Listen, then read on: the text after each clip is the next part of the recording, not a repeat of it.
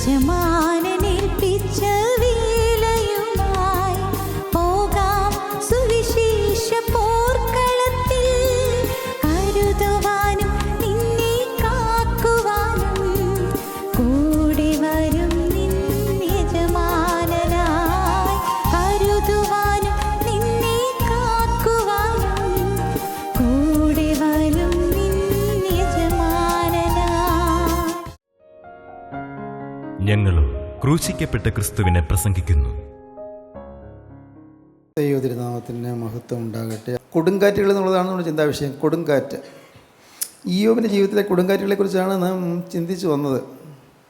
ഒന്ന്, ഇയ്യോബിൻ്റെ ജീവിതത്തിൽ ദ ടെമ്പസ്റ്റ് ഓഫ് ഡിസാസ്റ്റേഴ്സ്, ദുരിതങ്ങളുടെ കൊടുങ്കാറ്റ്, ആപത്തുകളുടെ കൊടുങ്കാറ്റ്, നഷ്ടത്തിൻ്റെ കൊടുങ്കാറ്റ്, യാതനയുടെ കൊടുങ്കാറ്റ്. The tempest of disasters. ഇയ്യോബിൻ്റെ മക്കൾ 10 പേര് മരിച്ചു, എല്ലാ സ്വത്തും പോയി, കവർച്ചയായിപ്പോയി. എന്നാൽ അതുകൊണ്ട് തീർന്നില്ല. ദ ടെമ്പസ്റ്റ് ഓഫ് ഡിസീസസ്, രോഗത്തിൻ്റെ കൊടുങ്കാറ്റ്. ഇയ്യോബിൻ്റെ ഉള്ളംകാലം മുതൽ നെറുക വരെ വല്ലാത്ത പരുക്കളാൽ പിശാച് ബാധിച്ചു. പിശാച് ചെയ്തത് ദൈവം അനുവദിച്ചിട്ടാണ് ചെയ്തത്. എന്തുകൊണ്ടായിരിക്കും ദൈവം അനുവദിച്ചത്? അത് തൻ്റെ ദാസൻ, ഇത്രയും നീതിമാനായ ഒരു ദൈവദാസനെ ഇങ്ങനെ പിശാചിട്ട് വലയ്ക്കാൻ ദൈവം അനുവദിച്ചത് എന്താണ്? പിശാച് അവകാശം പറഞ്ഞുകൊണ്ട് ചെല്ലുന്ന ദൈവസന്നിധിയിൽ ചെന്നപ്പോൾ എൻ്റെ ദാസനായി ഇയ്യോബിൻ്റെ എഴുതി ദൃഷ്ടി വെച്ചു എന്നാണ് കർത്താവ് ചോദിക്കുന്നത്. പിശാച് അപ്പോൾ പറയുകയാണ്, അവൻ്റെ ഇഷ്ടം പോലെ സ്വത്തില്ലേ? അല്ല, സ്വത്ത് പോയെങ്കിലും അവന് ആരോഗ്യമല്ലേ? ആരോഗ്യം പോയാൽ അവന് ചില കൂട്ടുകാരില്ലേ? അവന് പ്രിയ ഭാര്യയില്ലേ? അവനെന്നാ കുഴപ്പം എന്ന് സാത്താൻ ദൈവത്തോട് പറഞ്ഞ് വെല്ലുവിളിച്ചപ്പോൾ ദൈവം പിശാചിന് അനുവാദം കൊടുത്തു, നീ അതിലെല്ലാം പോയി തൊട്ടുകൊള്ളൂ. അതുകൂടിയാണ് രോഗം വന്നത്. ഭാര്യ ഏതാണ്ട് നീ ആത്മഹത്യ എന്ന് പറഞ്ഞ ഭർത്താവിനോട് എന്തിനാ നീ ജീവിച്ചിരിക്കുന്നത്, മരിക്കരുതോ എന്ന് ചോദിച്ച് ഭർത്താവിനെ നിരുത്സാഹപ്പെടുത്തിയത്. അവൾ മൂക്കും പൊത്തിക്കൊണ്ട് ആ മുറിയിൽ നിറങ്ങിപ്പോയത്. ദുർഗന്ധം, ഈ വർണ്ണത്തിൻ്റെ ദുർഗന്ധം. വേലക്കാരെല്ലാം മുമ്പ് വളരെ അനുസരിച്ച് നിന്ന വേലക്കാരെല്ലാം ഇയ്യോബിൻ്റെ അടുക്കലേക്ക് വരാതെ മാറിപ്പോയത്. സ്നേഹിതന്മാരെ ഉണ്ടായിരുന്നു, അവർ വന്ന് ഇയ്യോബിനെ കുറ്റം ചുമത്തിയത് എന്ന് വേണ്ട അനേകം കാര്യങ്ങൾ. ദൈവത്തിന് സ്തോത്രം. ഇതെന്തുകൊണ്ട് അങ്ങനെ ആയത്? വലിയ ഗുണപാഠം നമുക്ക് തരുന്നുണ്ട്. Tempest of disasters, Tempest of diseases, Tempest of despair, നിരാശ വന്നു. എല്ലാ മനുഷ്യർക്കും വരാവുന്നതാണ് നിരാശ. ഒരുപക്ഷെ എനിക്ക് തോന്നുന്നു നിങ്ങൾ അനേകം പേര് സ്വന്തം ജീവിതത്തിലേക്ക് നിരാശപ്പെട്ടിരിക്കുന്നു. കഴിഞ്ഞ കാലത്ത് പോയ തെറ്റുകളെ ഓർത്ത് നിരാശപ്പെട്ടിരിക്കുന്നു. തിരുത്താൻ വയ്യാത്ത തെറ്റുകളൊന്നും ഓർത്ത് നിരാശപ്പെട്ടിരിക്കുന്നു. ജീവിതത്തിൽ അടിക്കടി വരുന്ന ദുരിതങ്ങളോർത്ത് നിരാശപ്പെട്ടിരിക്കുന്നു. കടം കൂടിക്കൂടി വരുന്നതുകൊണ്ട് നിരാശപ്പെട്ടിരിക്കുന്നു.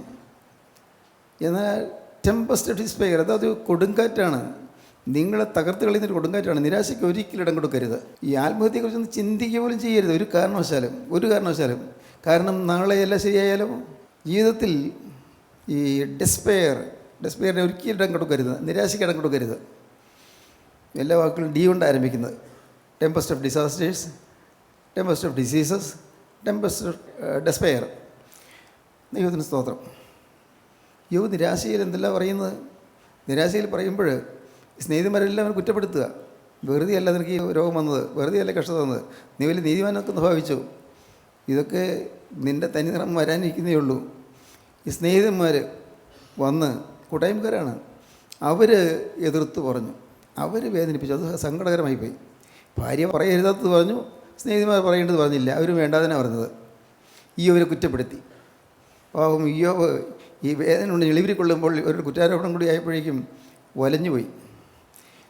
അപ്പോൾ ഇയ്യോബ് പറയുന്നുണ്ട്, എന്നെ വീണ്ടെടുക്കുന്നവൻ ജീവിച്ചിരിക്കുന്നു എന്നും അവൻ ഒടുവിൽ പൊടിമേൽ നിൽക്കുമെന്ന് ഞാൻ അറിയുന്നു. എനിക്കറിയാം ഇപ്പോഴൊക്കെയാണ്, പക്ഷേ എനിക്കൊരു വീണ്ടെടുപ്പുകാരനുണ്ട്, അവൻ ജീവിച്ചിരിക്കുന്നു, അവൻ ഒരു ദിവസം ഈ മണ്ണിലേക്ക് ഇറങ്ങി വരും എന്ന് ഞാൻ വിശ്വസിക്കുന്നു.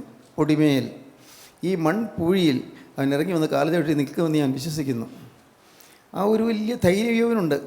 എങ്കിലും പിന്നെ ഇയ്യോബ് പിന്നെയും ചിന്തിക്കുകയാണ്, എന്നാലും എനിക്ക് എന്താ ഇങ്ങനെ വന്നത്?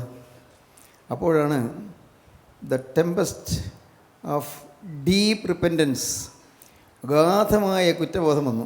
അഗാധമായ കുറ്റബോധം, അതൊരു വലിയ ഭാഗ്യമാണ്. അഗാധമായ കുറ്റബോധം, ഡീപ്പ് റിപ്പൻറ്റൻസ്. അഗാധമായ അനുതാപം വന്നു. അനുഗ്രഹത്തിൻ്റെ പടവുകൾ തുടങ്ങാൻ പോവുകയാണ്.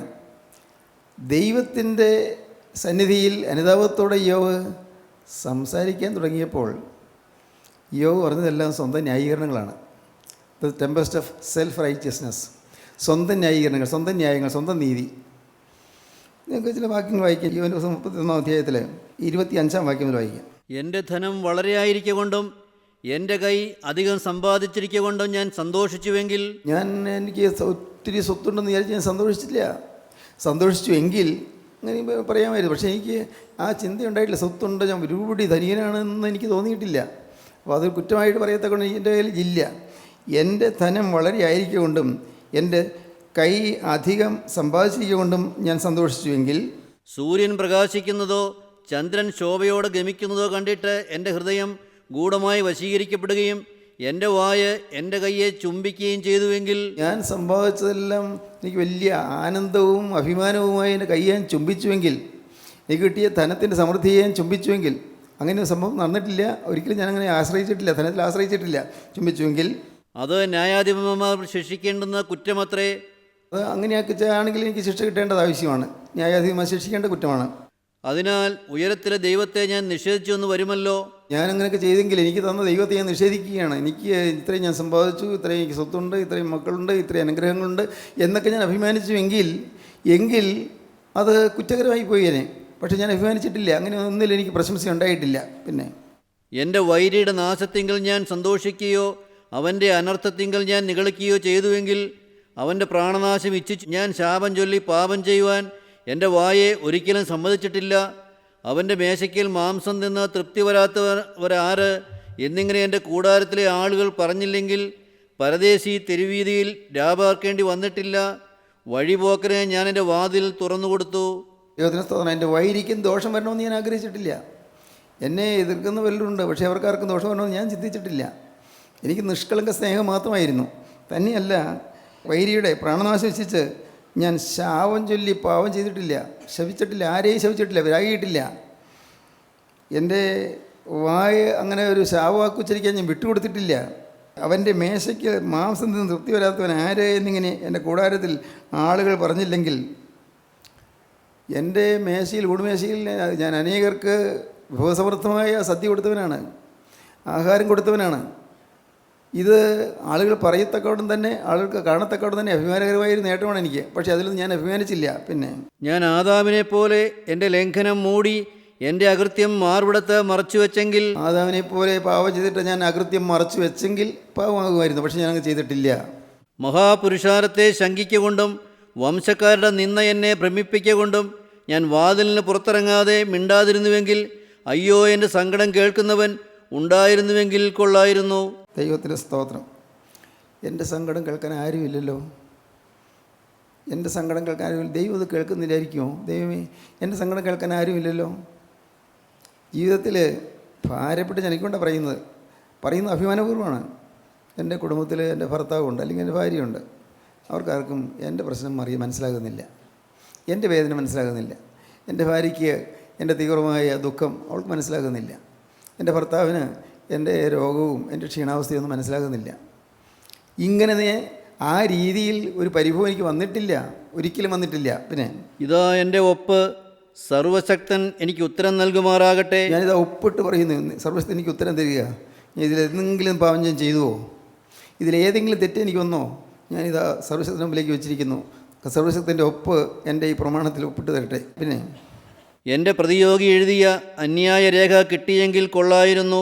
എൻ്റെ പ്രതിയോഗിയായ പിശാച് എനിക്കെതിരെ എഴുതിയ രേഖയൊന്ന് കിട്ടിയാൽ കൊള്ളായിരുന്നു. ഒന്നങ്ങനെ സംഭവം ഇല്ല, അവൻ എഴുതാനൊന്നും കിട്ടിയിട്ടില്ല. കാരണം എനിക്കറിയാം, ഞാൻ നീതിമാനായിട്ട് തന്നെയാണ് ജീവിച്ചത്. ഈ എൻ്റെ സ്നേഹിതന്മാരി പറയുന്നവരൊന്നും ഞാൻ തെറ്റൊന്നും ചെയ്തിട്ടില്ല. ഞാൻ ഒരു നീതിമാൻ തന്നെയായിരുന്നു. വാദിക്കുകയാണ്, തന്നെത്താൻ വാദിക്കുകയാണ്. പിന്നെ അത് ഞാൻ എൻ്റെ ചുമലിൽ വഹിക്കുമായിരുന്നു, ഒരു മകുടമായിട്ട് അത് അണിയുമായിരുന്നു. അങ്ങനെ ഒരു രേഖ കിട്ടിയെങ്കിൽ ഞാൻ തീർച്ചയായിട്ടും എനിക്ക് മാറ്റം വരുമായിരുന്നു. ഞാനൊരു മകുടം പോലെ, ഒരു കിരീടം പോലെ ആ രേഖ ഞാൻ അണിയുമായിരുന്നു, എനിക്കെതിരെയുള്ള കുറ്റാരോപണത്തിൻ്റെ രേഖ. പിന്നെ എൻ്റെ കാലടികളുടെ എണ്ണം ഞാൻ അവനെ ബോധിപ്പിക്കും, ഒരു പ്രഭു എന്ന പോലെ ഞാൻ അവനോട് അടുക്കും. എൻ്റെ നിലം എൻ്റെ നേരെ നിലവിളിക്കുകയോ അതിൻ്റെ ഉഴച്ചാലുകൾ ഒന്നിച്ച് കരകുകയോ ചെയ്തുവെങ്കിൽ, വില കൊടുക്കാതെ ഞാനതിൻ്റെ വിളവ് തിന്നുകയോ അതിൻ്റെ ഉടമക്കാരുടെ പ്രാണൻ പോകുവാൻ സംഗതിയാക്കുകയോ ചെയ്തുവെങ്കിൽ കോതമ്പിന് പകരം കാരമുള്ളും യവത്തിന് പകരം കളയും മുളച്ചു വളരട്ടെ. ഇയ്യോബ് വെല്ലുവിളിച്ച് പറയുകയാണ്, എൻ്റെ കണ്ടത്തിൽ കൃഷി ചെയ്തു. കണ്ടത്തിൽ കൃഷി ചെയ്തപ്പോൾ അവിടെ എൻ്റെ നിലം എൻ്റെ നിലവിളിക്കാൻ ഞാൻ ഇടവരുത്തിയിട്ടില്ല. അതിൻ്റെ ഉഴച്ചാൽ കരയാൻ ഇടവരുത്തിയിട്ടില്ല. ആരുടെയും അതിര് വരമ്പ് ഞാൻ വെട്ടിയെടുത്ത് സ്വന്തമാക്കാൻ ശ്രമിച്ചിട്ടില്ല. ആരുടെയും സ്വത്ത് ഞാൻ സ്വന്തമാക്കാൻ ശ്രമിച്ചിട്ടില്ല. എൻ്റെ ഉഴച്ചാലുകൾ കരയാൻ ഞാൻ ഇടവരുത്തിയിട്ടില്ല. മണ്ണ് കരയും.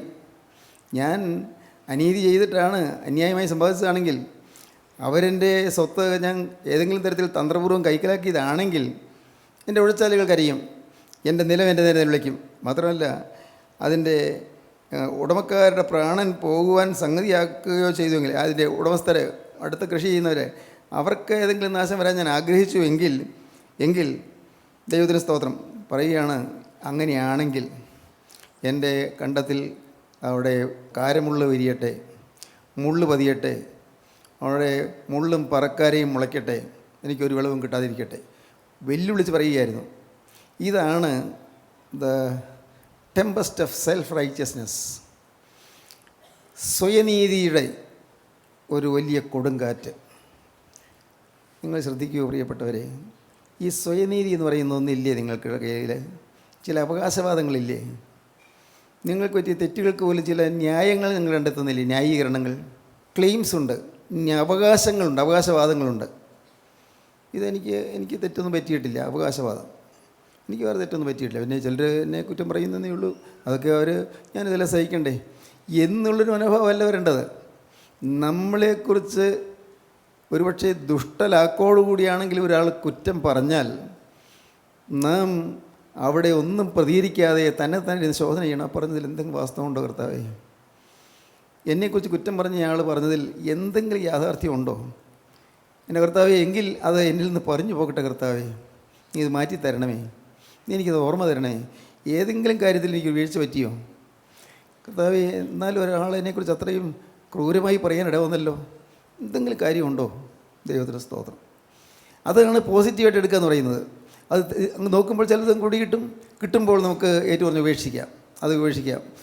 ഇതെന്നെ നശിപ്പിക്കുന്നൊരു പാപമാണ്, ഇതെൻ്റെ ജീവിതത്തിൽ വലിയ കടുങ്കൈയായിട്ട് വരുന്ന പാപമാണ്, ഒരിക്കലും ഞാൻ ഇതിനെ വഴ വെച്ച് കൊടുക്കുകയില്ല എന്ന് തീരുമാനിച്ച് നമുക്ക് അവിടെ അതിനോട് എതിർത്ത് നിൽക്കാൻ പറ്റും. സ്തോത്രം. ഈ എളിമ എന്നുള്ളത് വിശ്വാസിയുടെ ആഭരണമാണ്. സൗമ്യതയും സാവധാനതയുള്ള മനസ്സ് എന്ന അക്ഷയഭൂഷണമായ ഹൃദയത്തിൻ്റെ ഗൂഢമനുഷ്യൻ എന്ന് പറഞ്ഞാൽ എന്താണ്? ക്ഷയിക്കാത്ത ആഭരണം സൗമ്യതയും സാവധാനതയുമാണ്. ക്ഷയിക്കാത്ത ആഭരണം നമ്മുടെ വേഷവിധാനങ്ങളല്ല, നമ്മുടെ ആഭരണങ്ങളല്ല, നമ്മുടെ മേനി പകിട്ടല്ല, ശരീര സൗഭഗമല്ല, നമ്മുടെ ധനത്തിൻ്റെ അഭിവൃദ്ധിയല്ല. ഇതെല്ലാം ചിന്തിച്ചു പോയാൽ അഹങ്കാരം വരികയും നാം നശിച്ചു പോവുകയും ചെയ്യും. ദൈവം നിങ്ങളോട് എതിർത്ത് നിൽക്കുന്നു, താഴ്മയുള്ളവർക്ക് കൃപ നൽകുന്നു. ദൈവം എതിർത്ത് നിൽക്കുന്നൊരു പാവമാണ് അഹങ്കാരം, നിഗളം. ദൈവം എതിർത്ത് നിൽക്കുന്നു. ദൈവം നിഗളികളോട് എതിർത്ത് നിൽക്കുകയും താഴ്മയുള്ളവർക്ക് കൃപ നൽകുകയും ചെയ്യുന്നു. എന്തുകൊണ്ടാണ് വീട്ടിൽ വഴക്കുണ്ടാകുന്നത്? ഭാര്യയും ഭർത്താവും തമ്മിൽ വാക്കേറ്റം ഉണ്ടാകുന്നത് എന്തുകൊണ്ടാണ്? പലപ്പോഴും നല്ല സന്തോഷത്തോടെ വർത്തമാനം പറഞ്ഞുകൊണ്ടിട്ട് അവസാനം പിണങ്ങി മാറിക്കിടക്കുന്നത് എന്തുകൊണ്ടാണ്? കാരണം സൗമ്യതയില്ല, താഴ്മയില്ല, വിനയപ്പെടുന്നില്ല. പരിശുദ്ധാത്മാവിൻ്റെ വചനത്തിന് വിനയപ്പെടുന്നില്ല, വേണ്ട. ഭർത്താവ് പറയുന്ന വാക്കുകളൊന്നും വിനയപ്പെട്ട് കേട്ടുകൂടെ? ഭാര്യ പറയുന്നതിന് വില കൊടുത്തുകൂടെ? ഭാര്യയാണ്, അവൾ സ്ത്രീയാണ്, പക്ഷേ അവളെൻ്റെ അടിമയല്ല. ഓർത്തുകൊള്ളണം, ഭാര്യ ഒരിക്കലും നമ്മുടെ അടിമയായി കാണരുത്. ഭാര്യ സ്ത്രീയാണ്, ഭാര്യയാണ്. പക്ഷേ ഭാര്യ പറയുന്നതിൽ ന്യായമുണ്ടോ എന്ന് നോക്കണം. അവിടെ നാം ഈർഷ്യപ്പെടരുത്, നീരസം വരരുത്, എളിമയോടെ കൈക്കൊള്ളുക. ദൈവത്തിന് സ്തോത്രം, ദൈവത്തിന് വലിയ നാമം മുഹൂർത്തപ്പെടട്ടെ. എപ്പോഴും ഭാര്യ ഒരു വാക്ക് പറഞ്ഞാൽ കൈക്കൊള്ളുക, സ്വീകരിക്കുക, ഭാര്യയെ ബഹുമാനിക്കുക. പുരുഷന്മാർക്ക് പറ്റിക്കുന്ന വലിയ അപകടമാണ്. ഭാര്യയെ ബഹുമാനിക്കുന്നില്ല, ഭാര്യ നിങ്ങളുടെ വേലക്കാരിയെ പോലെ കാണുകയാണ്. വേലക്കാരിയെ പോലും അങ്ങനെ ചെയ്യാൻ പാടില്ലല്ലോ. വേലക്കാരിയാണെങ്കിലും ബഹുമാനിക്കണം. ഭാര്യയെ നിങ്ങൾ ആദരിക്കണം. അവളുടെ അസ്തിത്വത്തെ, അവളുടെ വ്യക്തിത്വത്തെ നിങ്ങൾ വളരെ അഭിമാനത്തോടെ കാണണം, ബഹുമാനത്തോടെ കാണണം. ഭർത്താവിനെ അനുസരിക്കണം. ദൈവത്തിന് സ്തോത്രം. ഭർത്താവിനെ അനുസരിക്കണം. ഞാൻ പറഞ്ഞിട്ടുണ്ടല്ലോ, വേദപുസ്തക പ്രകാരം പറഞ്ഞാൽ, ബൈബിളിലെ വാക്യങ്ങൾ വെച്ചുകൊണ്ടാണ് പറഞ്ഞത്, ഭാര്യ ഭർത്താവിനെ അനുസരിക്കണം, ഭാര്യ ഭർത്താവിന് കീഴ്പ്പെടണം, ഭാര്യ ഭർത്താവിനെ ഭയപ്പെടണം, ഭർത്താവ് ഭാര്യയെ സ്നേഹിക്കണം, ഭർത്താവ് ഭാര്യയെ അനുസരിക്കണം, ഭർത്താവ് ഭാര്യയെ ബഹുമാനിക്കണം. അവിടെ കുഴപ്പം. ബഹുമാനിക്കാനൊന്നുമില്ല, നിങ്ങൾ പറയുന്നതൊക്കെ അനുസരിക്കാനുള്ള ഒരു പാവ പോലെ. അങ്ങനെയാകരുത്. ദൈവത്തിന് സ്തോത്രം. എളിമ വരണം. സെൽഫ് റൈറ്റിയസ്നെസ് പാടില്ല, സ്വന്തമായി നീതി പാടില്ല, ഞാൻ നീതിമാൻ എന്നുള്ള ഭാവം പാടില്ല, ഒരിക്കലും പാടില്ല. ഞാൻ പറയുന്നതല്ല ശരിയെന്ന് ഭാവിക്കരുത്, തോന്നരുത്. തിരുത്തണം, ഞാൻ തിരുത്താൻ തയ്യാറാണ്, അതായിരിക്കണോ മനോഭാവം. വീടുകളിൽ എങ്ങനെയായിരിക്കണം, കൂട്ടായ്മയിൽ എങ്ങനെയായിരിക്കണം, ഞാൻ തിരുത്താം. ദൈവത്തിന് സ്തോത്രം. നമ്മുടെ ജീവിതത്തിൽ എപ്പോഴും ആളുകൾ നമ്മളെ കുറിച്ച് എന്തെങ്കിലും കുറ്റം പറഞ്ഞാൽ പോലും നാം ചിന്തിക്കണം, തിരുത്താൻ എന്തെങ്കിലും ഉണ്ടോ? ഉണ്ടെങ്കിൽ തിരുത്തണം. ഇല്ലെങ്കിൽ ജീവിതം നഷ്ടപ്പെട്ടു പോകും, ദൈവാത്മാവ് നമ്മിൽ മാറിപ്പോകും. അതുകൊണ്ട് നാം തിരുത്താൻ മനസ്സുള്ളവരായിരിക്കണം. ദൈവത്തിന് സ്തോത്രം. അപ്പോഴാണ് ഈ സെൽഫ് റൈറ്റിയസ്നെസ്, സ്വയനീതി വന്നപ്പോഴാണ് the tempest of divine word of God, ദൈവത്തിൻ്റെ ശബ്ദം വന്നത്. അതെങ്ങനെയാണ് വന്നത്? അതാണ് ഇന്നലെ പറഞ്ഞു നിർത്തിയത്. ചുഴലിക്കാറ്റ് പോലെ ദൈവത്തിൻ്റെ ശബ്ദം വന്നു. അനന്തരം യഹോവ ചുഴലിക്കാറ്റിൽ നിന്ന് ഇയ്യോബിനോട് ഉത്തരമരുളിച്ചത് എന്തെന്നാൽ, അറിവില്ലാത്ത വാക്കുകളാൽ ആലോചനയെ ഇരുളാക്കുന്നോരിവനാര്. എന്തറിവില്ലാതെ നീ എന്താ ഈ പറയുന്നത്? നീ എന്തറിഞ്ഞിട്ടാണ് ഈ പറയുന്നത്? നീ വലിയ നീതിമാനാണെന്ന് ഭാവിക്കുന്നു. നീ എന്തറിഞ്ഞിട്ടാണ് പറയുന്നത്? അറിവില്ലാത്ത വാക്കുകളാൽ ആലോചനയെ ഇരുളാക്കുന്നോരിവനാര്. ആലോചനകളെ ഇരുളാക്കുന്നു. നീ മണ്ടത്തരം പറയുന്നു. ദൈവം പറയുകയാണ്, ഇവരോട് പറയുകയാണ്. ചുഴലിക്കാറ്റിലെന്നാണ് പറയുന്നത്. ചുഴലിക്കാറ്റിലേക്ക് നോക്കിയിരിക്കുമ്പോൾ ശബ്ദം കേൾക്കാം, ഒരു സീൽക്കാര ശബ്ദം. തുടർന്ന് വ്യക്തമായി ദൈവത്തിൻ്റെ വാക്കുകൾ കേൾക്കുന്നു. യോബ് കാതോർത്തു. ചുഴലിക്കാറ്റ് വന്നപ്പോൾ ഒരു കൂസില്ലാതിരുന്നെങ്കിലും ഇപ്പോൾ ആൾ അല്പം തളരുന്നുണ്ട്. ദൈവത്തിൻ്റെ ശബ്ദം കേട്ടപ്പോൾ ഉണരുന്നുണ്ട്. ദൈവത്തിൻ്റെ ശബ്ദം കേട്ടപ്പോൾ ദൈവം പറയുകയാണ്, അവനോട് ചോദിക്കുകയാണ്, അറിവില്ലാത്ത വാക്കുകളാൽ ആലോചനയെ ഇരുളാക്കുന്നവർ ആര്? നീ പുരുഷനെ പോലെ അരമുറിക്കൊള്ളുക. ഞാൻ നിന്നോട് ചോദിക്കും, എന്നോട് ഉത്തരം പറയുക. സ്തോത്രം. നിന്നോട് ഞാൻ ചില കാര്യങ്ങൾ ചോദിക്കാൻ പോവുകയാണ്, നീ എന്നോട് ഉത്തരം പറയുക. ദൈവത്തിൻ്റെ സ്തോത്രം. നിനക്ക് സാധിക്കുമെങ്കിൽ പറഞ്ഞുകൊള്ളൂ, ഉത്തരം പറഞ്ഞുകൊള്ളൂ. നീ വലിയ നീതിമാൻ എന്നുള്ളതുപോലെ പല കാര്യങ്ങളൊക്കെ നീ അഹങ്കാരത്തോടെ പറഞ്ഞുവല്ലോ, നീ വളരെ നികളത്തോടെ പലത് സംസാരിച്ചല്ലോ. ഞാൻ ചോദിക്കാം, നീ ഉത്തരം പറ. ഇവർ ചോദിക്കുന്ന ചോദ്യങ്ങൾ എന്തെല്ലാമാണ്? ഞാൻ ഭൂമിക്ക് അടിസ്ഥാനമിട്ടപ്പോൾ നീ എവിടെയായിരുന്നു? നിനക്ക് വിവേകമുണ്ടെങ്കിൽ പ്രസ്താവിക്ക. നീ ആരോടായി മത്സരിച്ചത്? ഞാൻ ഭൂമിക്ക് അടിസ്ഥാനപ്പെട്ടപ്പോൾ നീ എവിടെയായിരുന്നു? നീ ഏതാനും ആളുകൾ, വർഷങ്ങൾ മാത്രം ജീവിക്കുന്ന മനുഷ്യൻ. ഞാനോ നിത്യനായ ദൈവം. ഈ ഭൂമിക്ക് അടിസ്ഥാനമിട്ടപ്പോൾ നീ എവിടെയായിരുന്നു? സ്തോത്രം. പിന്നെ അതിൻ്റെ അളവ് നിയമിച്ചവൻ ആര്? ഈ ഭൂമിക്ക് അളവ് നിശ്ചയിച്ചവനാര്? നീ അറിയുന്നുവോ? അല്ല, അതിന് അളവ് നൂൽ പിടിച്ചവനാര്? നിനക്ക് വല്ലതും അറിയാമോ? ഈ ഭൂമിയുടെ അളവ് നൂൽ പിടിച്ചവനാര്? അറിയാമോ? നിനക്കൊന്നും അറിയാൻ പറ്റില്ലല്ലോ. നീ വിചാരിക്കുന്ന ഒരു BSc കഴിഞ്ഞപ്പോഴേക്കും ഇത്തിരി ഫിസിക്സ് ഒക്കെ പഠിച്ചു, അല്ല MSc കഴിഞ്ഞപ്പോൾ ഫിസിക്സ് അല്ലോടെ പഠിച്ചു, അല്ലെങ്കിൽ കെമിസ്ട്രി പഠിച്ചു, നീ ഒരു വലിയ ശാസ്ത്രജ്ഞനെ പോലെയായി. പക്ഷേ നീ എന്തറിഞ്ഞിട്ടാണ് ഈ ശാസ്ത്രജ്ഞനാകുന്നത്? നീ എന്തറിഞ്ഞിട്ടാണ് ഈ വലിയ ഗംഭീരമായ കാര്യങ്ങൾ പറയുന്നത്? നീ ഒന്നും ആയില്ല. പ്രിയപ്പെട്ടവരെ, ശ്രദ്ധിക്കൂ.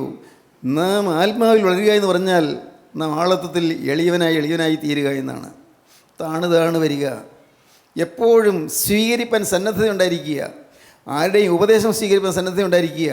ആരെങ്കിലും ഉപദേശം ഒരുപക്ഷെ കുറ്റപ്പെടുത്തിക്കൊണ്ടുള്ള ഉപദേശമാണെങ്കിൽ അതിൽ നിങ്ങൾ ന്യായമുണ്ടോ എന്ന് ചിന്തിച്ച് നോക്കുക.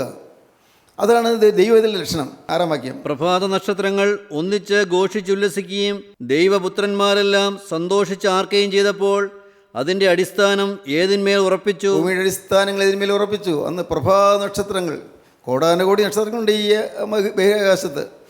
അതിൽ ഒരു നക്ഷത്രം മാത്രമാണ് ഈ സൂര്യൻ. ഒരു നക്ഷത്രം മാത്രം. ആ സൂര്യനെ ചുറ്റുന്ന ഒരു ഗ്രഹമാണ് ഈ ഭൂമി. ഭൂമിയിൽ ചേർന്ന് വരുന്ന ഒരു ഉപഗ്രഹം മാത്രമാണ് ചന്ദ്രൻ. ഇതെല്ലാം ദൈവം ഇത് ചോദിക്കുകയാണ്, നിനക്കിതൊക്കെ വല്ലതും അറിയാമോ? ഞാൻ ഇതൊക്കെ നിയന്ത്രിച്ചപ്പോൾ നീ എവിടെയായിരുന്നു? നീ ഈ ഭൂമിക്ക് അടിസ്ഥാനമിട്ടപ്പോൾ നീ എവിടെയായിരുന്നു? നീ വല്ലതും കണ്ടോ? നിനക്ക് വല്ലതും അറിയാമോ? ദൈവം ചോദിക്കുകയാണ്. അല്ല, അതിൻ്റെ മൂലക്കല്ലിട്ടവനാര്? ആ ഭൂമിയുടെ മൂലക്കല്ലിട്ടവനാര്? ഗർഭത്തിൽ നിന്ന് എന്ന പോലെ സമുദ്രം ചാടി പുറപ്പെട്ടപ്പോൾ അതിനെ കഥകളാൽ അടച്ചവനാര്? ഗർഭത്തിൽ നിന്ന് ഒരു ശിശു വരുന്നത് പോലെ സമുദ്രം ചാടി പുറപ്പെട്ടു. ഈ ഭൂമിയിലുള്ളതായ സമുദ്രം അങ്ങനെ ചാടി പുറപ്പെട്ടു. അപ്പോൾ ഈ ഭൂമിയുടെ പ്രതലത്തിൽ വെള്ളം വന്ന് നിറഞ്ഞു. അപ്പോൾ ആ വെള്ളത്തിനൊരു അതിരിട്ടു. സമുദ്രം ഇവിടെ വിട്ടങ്ങോട്ട് വരണ്ട എന്ന് ദൈവം പറഞ്ഞു. അങ്ങനെ സമുദ്രത്തിന് അതിര് വെച്ചു. എന്തോരം വെള്ളം ചെന്നാലും സമുദ്രം നിറയുകയില്ല. സമുദ്രം പിന്നെയും വെള്ളം വാങ്ങിച്ചുകൊണ്ടിരിക്കും, കിട്ടിക്കൊണ്ടിരിക്കും. എത്ര വെള്ളം ചെന്നാലും സമുദ്രം പൊങ്ങുകയില്ല. വേലിയേറ്റത്തിൽ പൊങ്ങുമായിരിക്കും. പക്ഷേ ഇവിടെ ദൈവം പറയുന്നത് എന്താണ്? അന്ന് ഞാൻ മേഘത്തെ അതിനെ ഉടുപ്പും കൂരിരുളിനെ അതിനെ ചുറ്റാടയുമാക്കി. സ്തോത്രം.